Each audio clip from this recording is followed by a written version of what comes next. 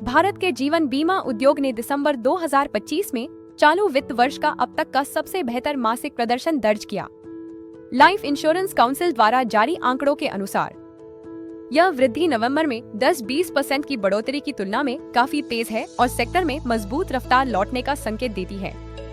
विशेषज्ञों का मानना है कि इस तेज उछाल का प्रमुख कारण सरकार द्वारा व्यक्तिगत जीवन बीमा पॉलिसियों पर वस्तु एवं सेवा कर (GST) हटाया जाना है।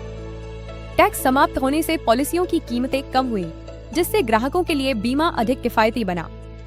इसका असर खास तौर पर पहली बार बीमा लेने वालों और मध्यम आय वर्ग के परिवारों में देखने को मिला। इसके अलावा दिसंबर माह में टैक्स प्लानिंग और वित्तीय वर्ष के अंत की तैयारी के चलते भी प्रीमियम संग्रह को समर्थन मिला।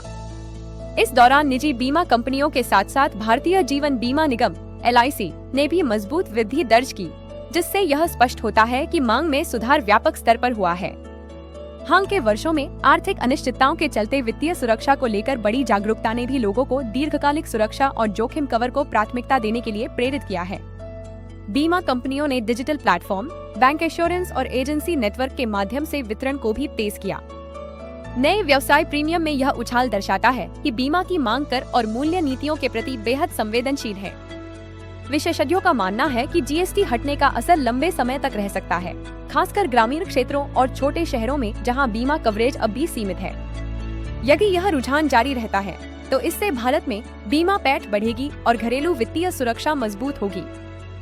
आगे की ओर देखते हुए उद्योग जगत सतर्क आशावाद बनाए हुए है। दिसंबर का प्रदर्शन भले ही मजबूत संकेत दे रहा हो, लेकिन उच्च वृद्धि को बनाए रखने के लिए स्थिर नीतियां, उपभोक्ता विश्वास और नवोन्मेषी उत्पाद अहम भूमिका निभाएंगे। बिटशॉर्ट सेकंडों में वह कहते हैं जो मायने रखता है।